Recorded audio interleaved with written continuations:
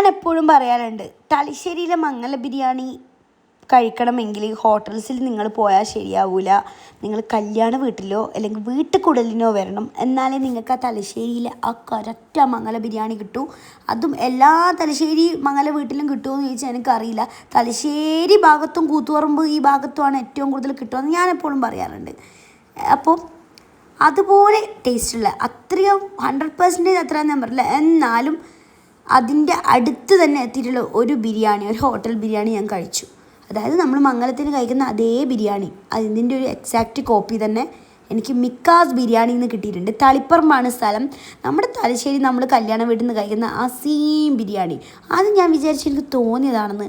ഞാൻ എൻ്റെ ഒപ്പരമുള്ളവരോടൊന്ന് ചോദിച്ച് കൺഫേം ചെയ്തപ്പോൾ അവരും പറഞ്ഞു ഇത് തന്നെയാണ് അത് തന്നെയാണ് ഇത്. അപ്പോൾ നിങ്ങളും പോയൊന്ന് കൺഫേം ചെയ്യുക അതാണോ ഇതെന്ന്. അപ്പോൾ അത്രയേ ഉള്ളൂ തളിപ്പറമ്പുള്ള മിക്കാസ് ബിരിയാണി.